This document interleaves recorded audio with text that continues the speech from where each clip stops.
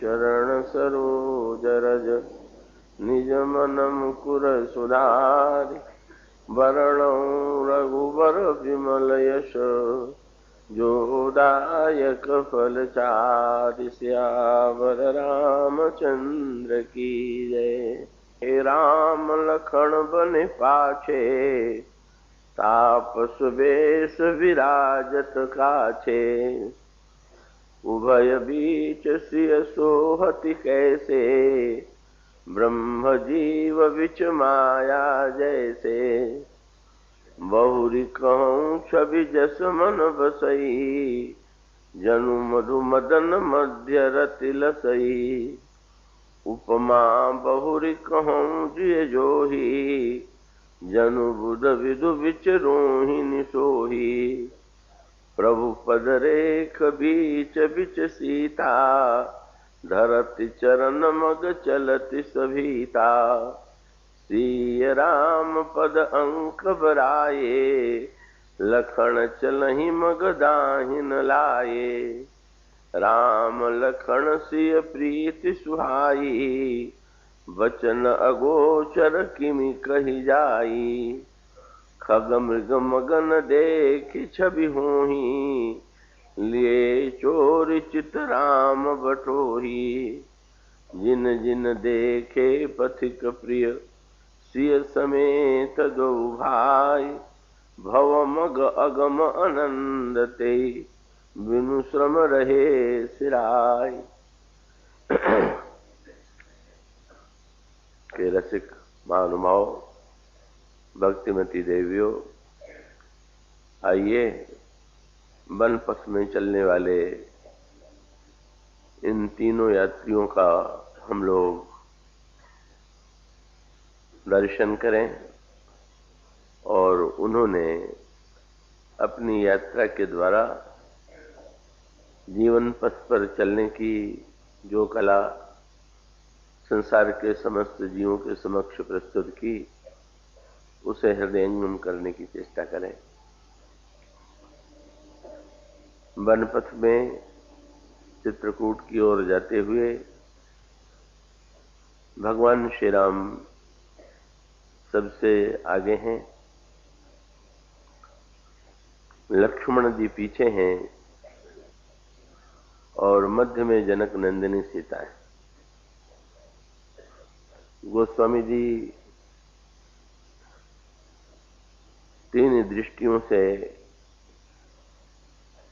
इस सौंदर्य पर दृष्टि डालते हैं और उसके लिए उन्होंने जो सूत्र दिया वो सूत्र ये है कि राम लखन सिय सुंदर ताई सब चितवहि चित मन मत लाई। जब वन पथ में तीनों यात्री चल रहे हैं तो उन यात्रियों को लोगों ने देखा, और कैसे देखा तो देखने की साधारण प्रक्रिया यही है कि जब हम किसी का सौंदर्य देखेंगे तो सौंदर्य देखने के लिए दृष्टि की आवश्यकता है और दृष्टि के साथ मन को जोड़ना पड़ता है। किंतु गोस्वामी जी ने ये कहा कि श्री राम की सुंदरता को देखने वाले केवल मन और दृष्टि से ही नहीं देख रहे हैं, अपितु सब चितवहि चित्त मन मत लाई, चित्त मन और बुद्धि लगा करके देख रहे हैं। और इसका अभिप्राय ये है कि सांसारिक सौंदर्य को यदि हम बुद्धि से देखने की चेष्टा करें तो सांसारिक सौंदर्य का आकर्षण समाप्त हो जाता है, क्योंकि जब व्यक्ति बुद्धि की दृष्टि से यह देखता है कि बहिरंग दृष्टि से दिखाई देने वाले सौंदर्य के अंतरंग में क्या है, शरीर का निर्माण कैसे हुआ है, शरीर में क्या क्या वस्तुएं हैं, तो स्वाभाविक रूप से उसके अंतःकरण में, बुद्धि में एक प्रकार की दिखाई देने वाली सुंदरता के प्रति वितृष्णा उत्पन्न होती है। इसलिए सांसारिक सौंदर्य को देखने के लिए केवल मन और नेत्र के ही प्रयोग की अपेक्षा है, बुद्धि लगा करके उस सौंदर्य का दर्शन नहीं किया जा सकता। और जहां तक चित्त का संबंध है, कि चित्त की दृष्टि से यदि विचार करके देखें तो सृष्टि के मिथ्यात्व पर जब दृष्टि जाती है कि सारी प्रतीत होने वाली यह सृष्टि ही मिथ्या है, तो स्वाभाविक रूप से सौंदर्य भी मिथ्या ही दिखाई देता है, मिथ्या ही प्रतीत होता है। इसलिए सांसारिक सौंदर्य में चित्त और बुद्धि के प्रयोग की अपेक्षा नहीं। किंतु जब भगवान श्री राम, जनक नंदिनी सीता और श्री लक्ष्मण के सौंदर्य को देखते हैं, तो देखने के लिए गोस्वामी जी कहते हैं कि केवल मन की ही आवश्यकता नहीं है, बुद्धि और चित्त के द्वारा भी इन्हें देखा जाना चाहिए। और इस तरह से उन्होंने 3 दृष्टियों से इस सौंदर्य को देखा, चित्त की दृष्टि से, बुद्धि की दृष्टि से और मन की दृष्टि से। और तीनों दृष्टियों से देख करके उन्होंने 3 उपमाओं का प्रयोग किया। उन्होंने ये कहा कि श्री राम आगे हैं, लक्ष्मण पीछे हैं, जनक नंदिनी सीता हैं। जब चित्त की भूमि पर उन्होंने इन तीनों का साक्षात्कार किया तो उन्हें ऐसा लगा कि जैसे ब्रह्म और जीव के बीच में माया सुशोभित है। चित्त की भूमि में वो ब्रह्म, जीव और माया की त्रयी। और जब उन्होंने मन की दृष्टि से विचार करके देखा तो उनको ऐसा लगा, बहुरी कहूं छवि जस मन बसई, जनु मधु मदन मध्य रति लसई। ऐसा लगता है कि जैसे मन की भूमि पर विचार करने पर उन्हें प्रतीत होता है कि जैसे कामदेव और वसंत के बीच में रति चल रही हो, इसी प्रकार से श्री राम और लक्ष्मण के बीच में सीता जी चल रही। और जब उन्होंने बुद्धि की दृष्टि से विचार करके देखा, इसमें सूत्र पर आपका ध्यान संभवतः गया हो, न भी गया हो, कि चित्त की दृष्टि से वो साक्षात ब्रह्म है, मन की दृष्टि से मनोज है, और बुद्धि की भूमि पर विचार करके देखें तो बुद्धि की दृष्टि से गोस्वामी जी कहते हैं, जनु बुध विधु विच रोहिणी सोई। जैसे चंद्रमा के रूप में श्री राम है, बुध के रूप में श्री लक्ष्मण है और रोहिणी के रूप में जनक नंदिनी सीता है। गोस्वामी जी का अभिप्राय यह है कि सांसारिक सौंदर्य को हम जितनी गहराई से देखेंगे, हमारे अंतःकरण में वो सौंदर्य उतना ही अनाकर्षक प्रतीत होगा। कोई रामायण में प्रसंग आता है ना, जिस समय शूर्पणखा दंडकारण्य में भगवान श्री राम के समक्ष आती है। अब उस सांकेतिक भाषा पर आप दृष्टि डालें। शूर्पणखा लंका नगर की निवासिनी, और आध्यात्मिक भाषा में कहें तो लंका जो है वो देह नगर है।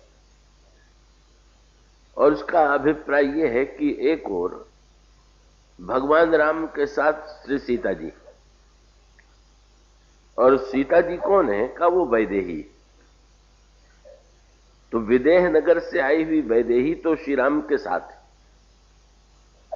और देह नगर से आने वाली शूर्पणखा श्री राम को पाने के लिए उत्सुक है। श्री सीता जी के सौंदर्य का तो कहना ही क्या है।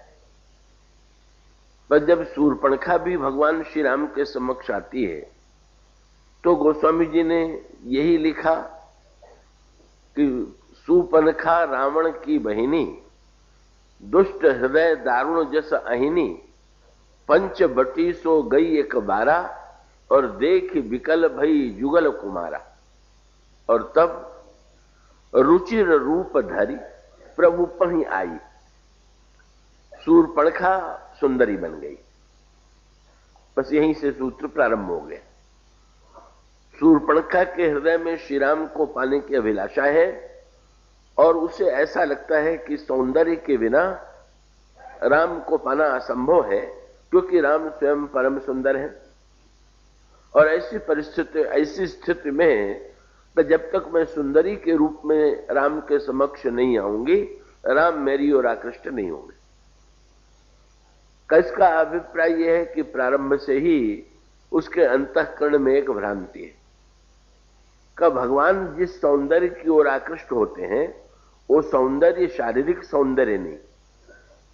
कि जब भगवान श्री राघवेंद्र बंदरों के बीच में विराजमान होते हैं, श्री हनुमान जी बंदर के रूप में भगवान श्री राम के चरणों में होते हैं, तो बंदरों के बीच में श्री राम का बंदरों में क्या कोई सौंदर्य हो सकता है क्या?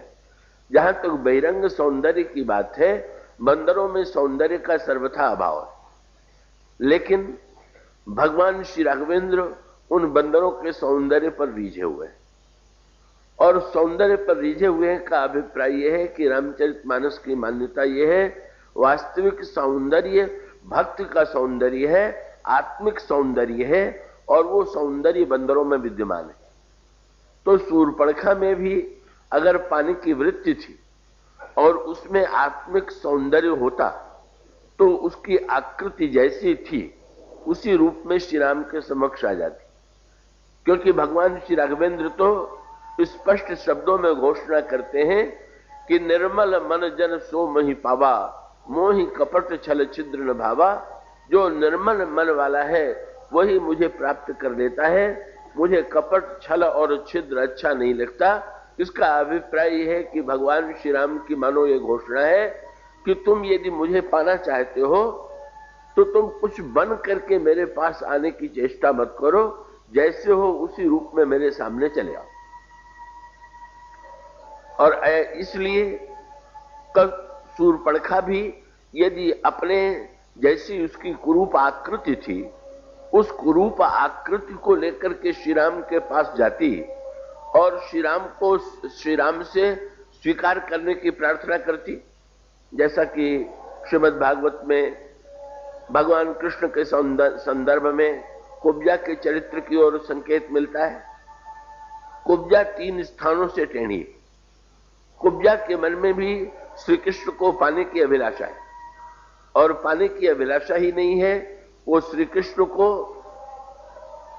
प्राप्त करने में सक्षम भी होती है। भगवान कृष्ण कुब्जा को स्वीकार भी करते हैं। पर कुब्जा की विशेषता क्या है? श्रीमद् भागवत में कुब्जा के प्रसंग में यही संकेत आता है कि वो कुब्जा जब भगवान के सामने आई तो जैसी है उसी रूप में आई, और फिर भगवान ने जब उसे स्वीकार किया तो उसे सुंदरी बना दिया। भगवान ने उसको उसके अंतरंग सौंदर्य को देखा, और अंतरंग सौंदर्य को देख करके भगवान ने उसे बहिरंग सौंदर्य भी दे दिया। क्योंकि बहुत सुंदर श्रीमद् भागवत में सांकेतिक भाषा है कि वो जो कुब्जा थी वो 3 स्थानों पर टेढ़ी थी, पर वो अंग राग बनाने की कला में बड़ी निपुण थी। प्राचीन काल में सौंदर्य की रक्षा के लिए जिस लेप का प्रयोग किया जाता था, जिस उपटन का प्रयोग किया जाता था, उसका नाम था अंगराग। और वो अंगराग की कला में अत्यंत निपुण थी और अंगराग लेकर के जा रही थी। और आध्यात्मिक भाषा में इसका तात्पर्य क्या है कि भले ही शरीर उसका कुरूप रहा हो, पर उसके अंतःकरण का जो राग था, भक्ति क्या है? भगवान में जो अनुराग है, भगवान के चरणों में जो राग है, वही तो भक्ति है। और उसका अभिप्राय है कि भगवान की दृष्टि, भगवान ने कुब्जा की कुरूपता को नहीं देखा, भगवान ने उस अंगराग को देखा। और ये बहुत बढ़िया सूत्र है। इसका अभिप्राय यह है कि भगवान जब दृष्टि डालते हैं तो राग पर दृष्टि डालते हैं, का वो शरीर की बनावट पर दृष्टि नहीं डालते। और उस राग को देख करके भगवान को ऐसा लगा कि जिसके पास ऐसा दिव्य राग है, का वो राग इतना मनोहारी है और उस मनोहारी राग को वे मांग लेते हैं। कुब्जा से कहते हैं, कुब्जा वो कहां लेकर के जा रही थी? कुब्जा वो जो अंगराग था वो कंस के लिए लेकर के जा रही थी, और भगवान कृष्ण ने उस अंगराग को मांग लिया। यही भगवान का संकेत है। भगवान जब देखते हैं कि कोई व्यक्ति सरल है और उसका राग संसार से जुड़ा हुआ है, कंस से जुड़ा हुआ है, तो भगवान उसको प्रेरित करते हैं कि वो राग को भगवान की दिशा में मोड़ने की चेष्टा करें, वो राग भगवान में अर्पित करने की चेष्टा करें। और भगवान में जब वो राग मांगा, कितने उदार हैं, कितने कृपालु हैं। उन्होंने अपनी ओर से कुब्जा से कहा कि कुब्जा, मैं ये अंगराग लगाना चाहता हूं, क्या तुम मुझे दोगी?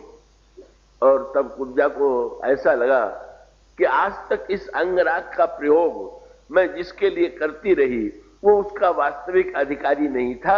इस अंगराग के अधिकारी तो यही है भक्त की परंपरा।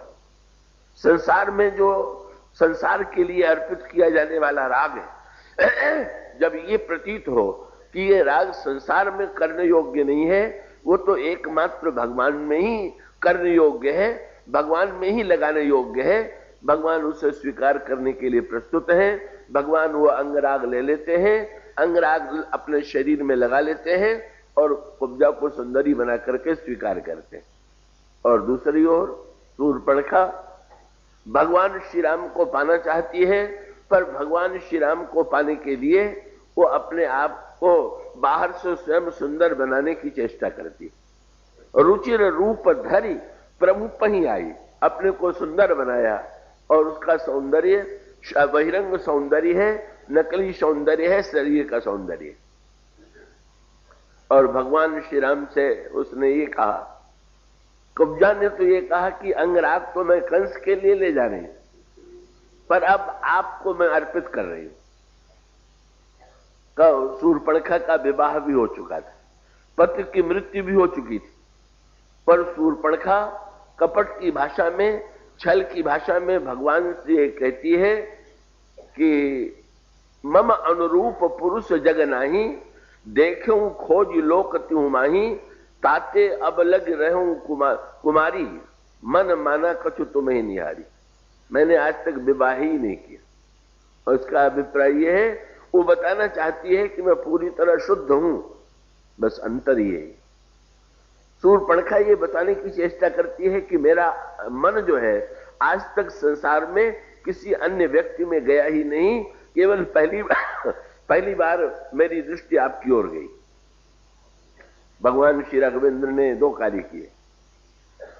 एक तो शूर्पणखा का वाक्य सुनकर के उन्होंने शूर्पणखा की ओर नहीं देखा, अपितु तो किसकी ओर देखा? सीता ही चितई, पर उन्होंने सीता जी की ओर देखा। और उसका अभिप्राय यह है, जब देह नगर की सुंदरता आई तो भगवान राम वैदेही को देखने लगे।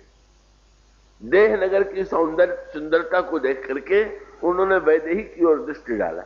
मानो भगवान राम ने शूर्पणखा को संकेत कर दिया कि जिस सौंदर्य ने मुझे आकृष्ट कर रखा है, जो सौंदर्य मुझे वशीभूत करता है, वो सौंदर्य वैदेही का सौंदर्य है, वो देह का सौंदर्य नहीं। और साथ साथ भगवान ने श्री सीता जी मूर्तिमती भक्ति है, लक्ष्मण मूर्तिमान वैराग्य है। भगवान श्री राघवेंद्र ने शूर्पणखा से कह दिया, अहै कुमार मोर लघु भ्राता, मेरा छोटा भाई कुमार है।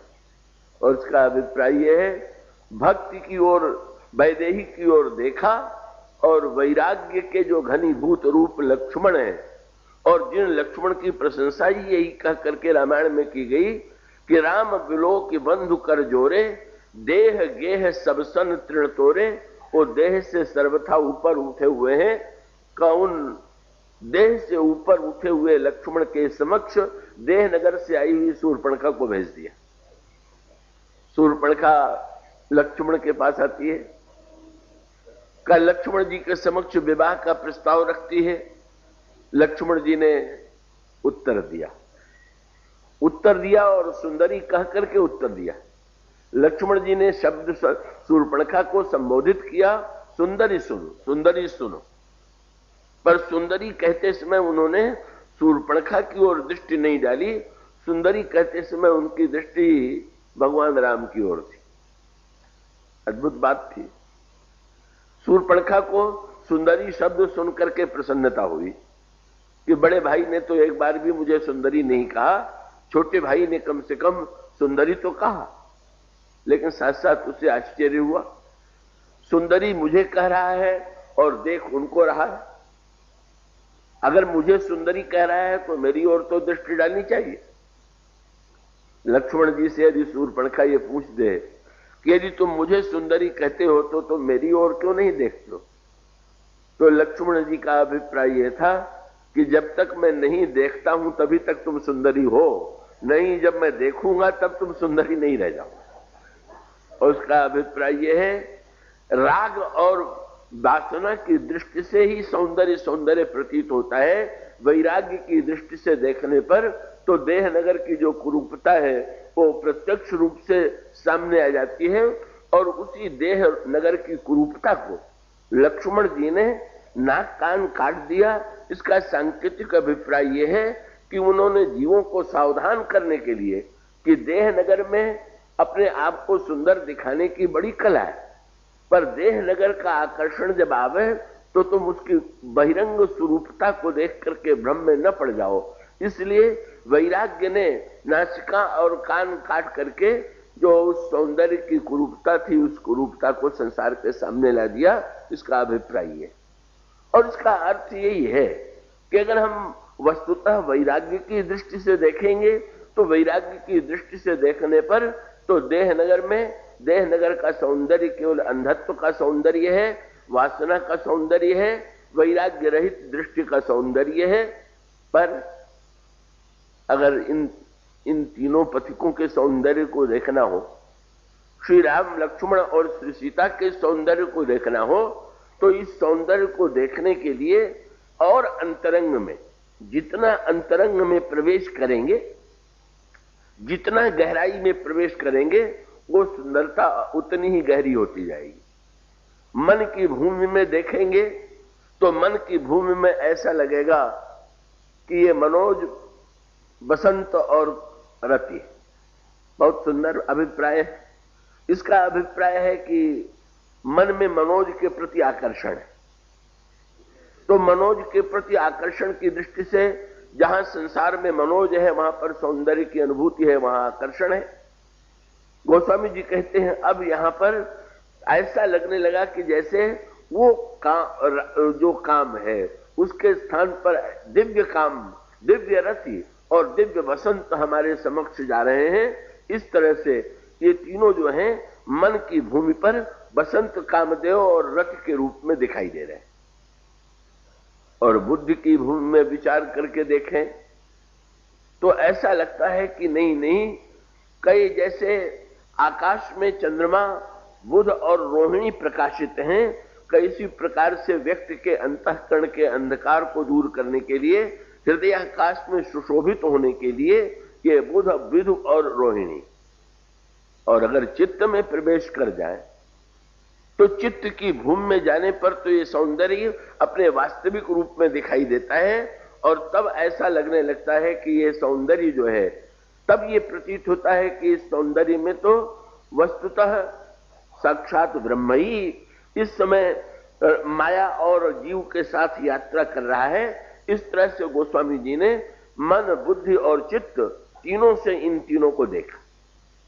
और देखने के पश्चात फिर उन्होंने जो संकेत किया चलने की कला, इसका अभिप्राय यह है मन की भूमि में इन्हें मनोज बना लीजिए, बुद्धि की भूमि में इन्हें चंद्रमा बना लीजिए और चित्त की भूमि में इन्हें ब्रह्म के रूप में देखिए।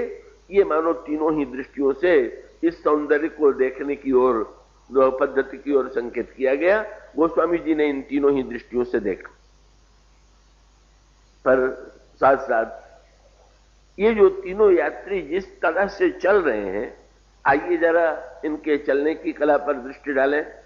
अभी पिछले 3 दिनों तक तो भव मग अगम आनंद की व्याख्या ही आपके सामने चल रही थी, पर जीवन पथ में पहले संसार पथ की अगमता, फिर इनको देखने की दृष्टि, और इनको देखने की दृष्टि के पश्चात का फिर कैसे चलते हैं ये तीनों यात्री, और इन तीनों यात्रियों के चलने में हमें जीवन पथ पर चलने की जिस कला का परिचय प्राप्त होता है, आइए उसका परिचय प्राप्त करने की चेष्टा करें। गोस्वामी जी ने पहला शब्द लिखा, आगे राम। आज श्री राम सबसे आगे, तो ध्यान रखिएगा।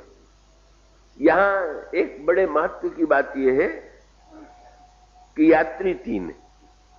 अब नीति वाक्यों में और व्यवहार की दृष्टि से भी एक बड़े महत्व का सूत्र है। नीति वाक्यों में यह कहा गया कि यात्रा अकेले नहीं करना चाहिए। व्यवहारिक दृष्टि से यह बात बड़ी उपयोगी है, क्योंकि यात्रा में चलते समय अगर कोई कठिनाई आ जाए, शरीर अस्वस्थ हो जाए या कोई समस्या आ जाए, तो अकेले व्यक्ति के सामने बड़ा संकट है। इसलिए अकेले नहीं चलना चाहिए।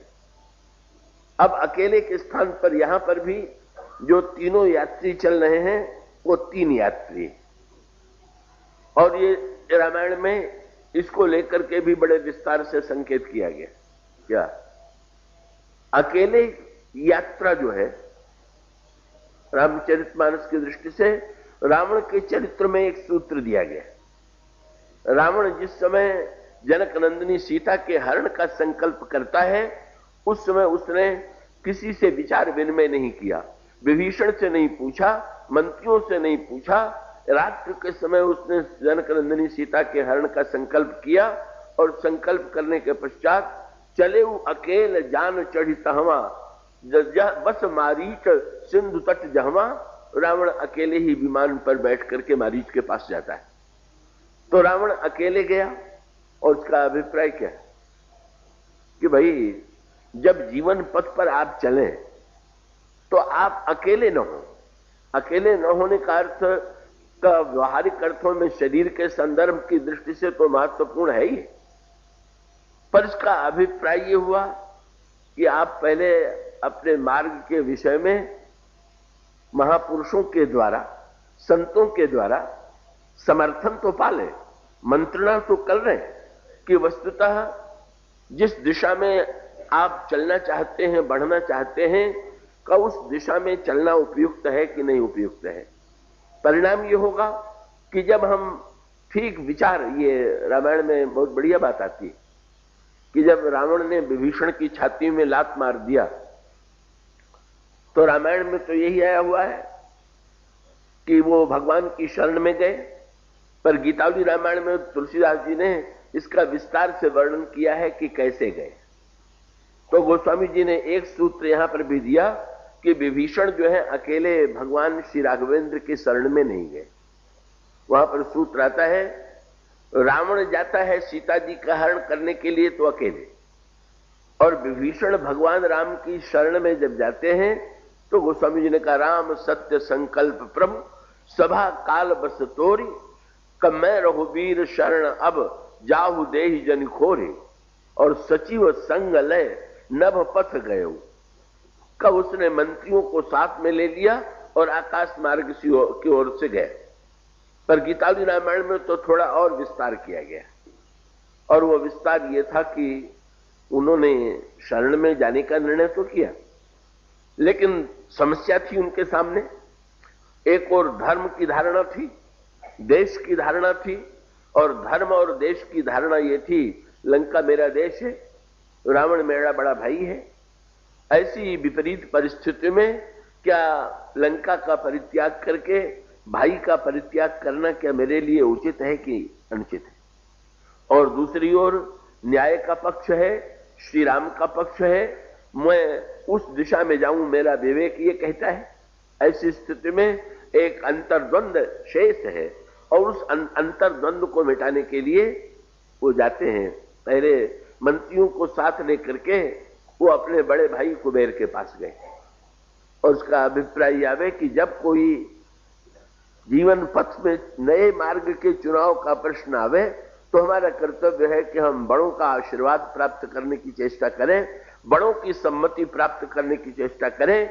विभीषण मंत्रियों को लिए लेकर के चले, अकेले नहीं चले, और मंत्रियों को लेकर के भी कुबेर के पास गए और कुबेर के पास जाकर के अपने अंतर्द्वंद का उन्होंने वर्णन किया। वहां पर भी चुनाव कितना सार्थक था विभीषण का। कुबेर भी भाई है और रावण भी भाई है। मानो संकेत क्या था कि भाई के संदर्भ में जब विचार करना है तो एक भाई से ही उन्होंने जिज्ञासा की कि आपकी दृष्टि में ये मेरा कार्य अनौचित्यपूर्ण या भ्रातृद्रोह तो नहीं माना जाएगा। तो कुबेर से वे मंत्रणा कर रहे थे और कुबेर ने का विभीषण जी से ये कहा कि नहीं नहीं, मेरी दृष्टि में जब न्याय और अन्याय का संदर्भ हो तो उस समय धर्म का पक्ष लिया जाना चाहिए, क्योंकि भाई के प्रति भाई का जो कर्तव्य है वो भी धर्म के नाते से ही। और भाई अगर अधर्म के पथ पर चला गया तो ऐसी परिस्थिति में धर्म का लाभ लेने का वो अधिकारी नहीं। बहुत बढ़िया सूत्र है। और उसका अभिप्राय यह है कि अगर बुरे व्यक्तियों को हम धर्म का लाभ लेने की छूट दें, बड़े भाई के रूप में पूज्य क्यों है, छोटे भाई के लिए बड़ा भाई पूज्य क्यों है? क्योंकि ऐसा शास्त्र कहते हैं, ऐसा धर्मशास्त्र कहता है। तो ऐसी स्थिति में उसको धर्मशास्त्र ने बड़ा बनाया, पर बड़े का क्या कर्तव्य है ये भी तो धर्मशास्त्र ने लिखा। धर्म का जीवन में कैसे पालन करना चाहिए ये भी तो शास्त्र ने लिखा। और ऐसी स्थिति में अगर बड़ा भाई स्वयं अपने कर्तव्य से च्युत हो गया और उतने पर भी उसको धर्म का लाभ मिलता रहे, बड़े होने के नाते वो मनमाना आचरण करे, अत्याचार करे, और छोटे भाई में धर्म की वृत्ति होने पर भी अगर वो ये सोचे कि बड़ा भाई उसका साथ देना ही चाहिए, तो मानो उसने धर्म का सही निर्णय नहीं किया। करना अधार्मिक को धर्म का लाभ यदि मिलेगा तो अधार्मिक तो पूरे लाभ में ही रहेगा। या ध्यान रखिएगा, वो अधर्म का भी लाभ ले और धर्म का भी लाभ ले, कहिए तो इससे बढ़कर के तो धर्म का कोई दुरुपयोग नहीं होगा। वो महाभारत में बहुत बढ़िया बात आती है ना। कर्ण रथ पर बैठा हुआ था, युद्ध कर रहा था, अचानक उसके रथ का पहिया कीचड़ में फंस गया, और जब कीचड़ में फंस गया तो कर्ण जो था वो रथ से उतर करके अपने पहिए को कीचड़ से निकालने लगा। भगवान कृष्ण ने अर्जुन से यह कहा कि अर्जुन, इसी समय तुम कर्ण पर बाण का प्रहार करके कर्ण का वध करो। अर्जुन ने कहा, महाराज ये कार्य तो धर्म के अनुकूल नहीं है। इस समय धनुष बाण रख करके वो निरस्त्र है और रथ उसका कीचड़ में फंसा हुआ है, क्या ऐसे समय कर्ण पर प्रहार करना चाहिए? भगवान ने बहुत बढ़िया बात कही। भगवान का संकेत क्या था? कर्ण जिस रथ पर बैठा हुआ है वो रथ कौन सा है? कर्ण के चरित्र को आप पढ़िए, और धर्मरथ का जो वर्णन किया गया है, धर्मरथ में जिन गुणों का वर्णन किया गया है, आपको सारे के सारे गुण जो हैं कर्ण के चरित्र में मिलेंगे। कर्ण धर्म के रथ पर बैठा हुआ, पर पहिया कीचड़ में फंस गया, तो इसका अर्थ क्या कि धर्मरथ का लाभ पहिया कीचड़ क्या है? बोले पाप कीचड़ है। और उसका अर्थ है कि दुर्योधन का साथ देने के लिए सद्गुणों का और धर्म का प्रयोग जो है वो मानो धर्म के रथ को कीचड़ में फंसा देना है। और भगवान ने ये कहा, तो तुम ये चाहते हो कि वो फिर से उस रथ का आश्रय लेकर के प्रहार करे? अगर अधार्मिक को तुम धर्म के आश्रय लेने का समय दोगे तो तुम्हारा धर्म जो धर्म का पक्ष ले रहा है, अन्याय का पक्ष ले रहा है, का उसको जब वो निरस्त्र है, उसको उस निरस्त्र स्थिति में और उस रथ से जब वो उतरा हुआ है उसी स्थिति में उस पर प्रहार करना चाहिए। इसका तात्पर्य यह है कि अधार्मिक को धर्म का लाभ नहीं लेने देना चाहिए। यही विभीषण ने से कुबेर ने कहा। कुबेर ने कहा कि रावण अन्याय करता जाए और तुम छोटे भाई के रूप में उस अन्याय का समर्थन करते जाओ, तो ऐसी स्थिति में ये तो रावण को दोहरा लाभ मिला, धर्म का लाभ मिला, अधर्म का भी लाभ मिला। ये सोच उनको लगा। उसी समय शंकर जी स्वयं आ गए। शंकर जी ने सोचा, एक व्यक्ति भगवान की शरण में जाने के लिए उसके मन में अंतर्द्वंद है, उसको प्रेरित करना मेरा कर्तव्य है। भगवान शंकर को देख करके कुबेर और विभीषण दोनों धन्य धन्य हो गए और भगवान शंकर की पूजा किया। और विभीषण ने पूछा, उन्होंने यही कहा कि धर्मों में भी सर्वश्रेष्ठ धर्म भगवान की शरणागति है, क्योंकि जीव का भाई से भाई का संबंध तो केवल एक जन्म का संबंध है, और भगवान का अंश जीव जो है वो तो शाश्वत संबंध है। तो एक जन्म के संबंध का यदि इतना महत्व है, तो अनादिकाल से जिस जीव का ईश्वर से संबंध है उसका महत्व कितना अधिक है। तुम इस एक जन्म के संबंध को छोड़ करके जो शाश्वत संबंध है, उस शाश्वत संबंध को जीवन में ग्रहण करो।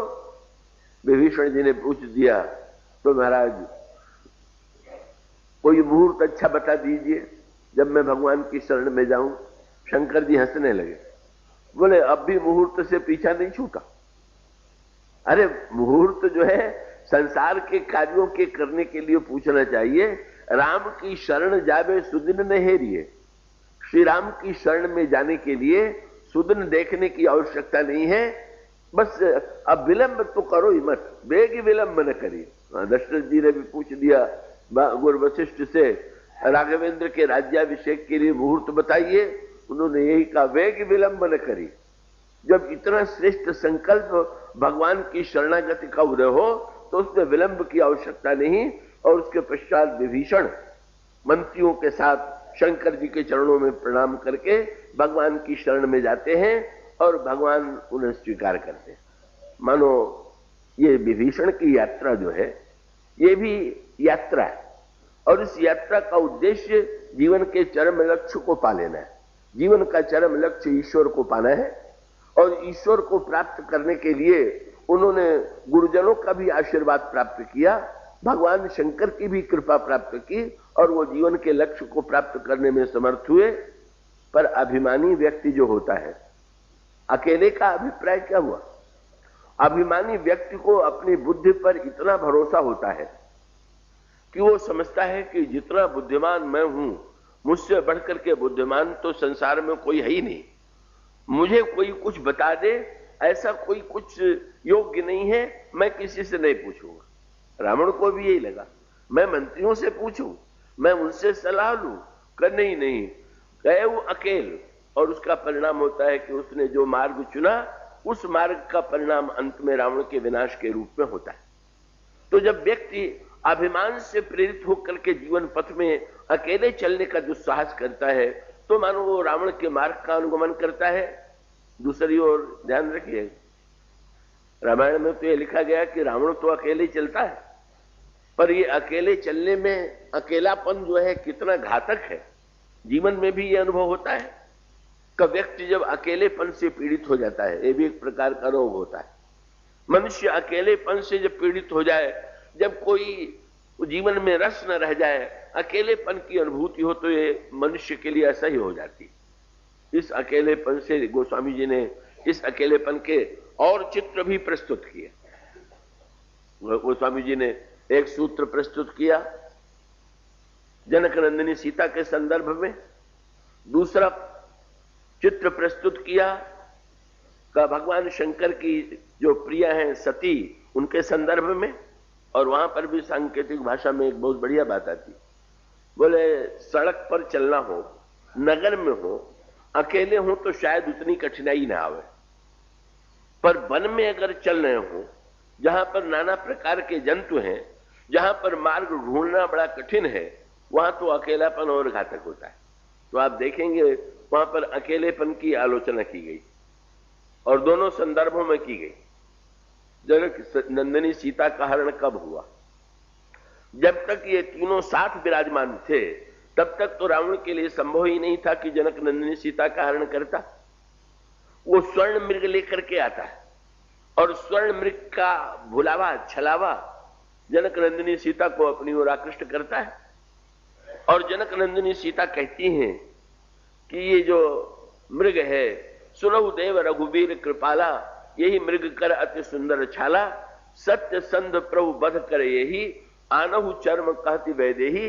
जनक नंदिनी सीता कहती हैं कि ये मृग ला दीजिए। और भगवान श्री राघवेंद्र उस मृग के पीछे चले। भगवान श्री राघवेंद्र मृग के पीछे चले।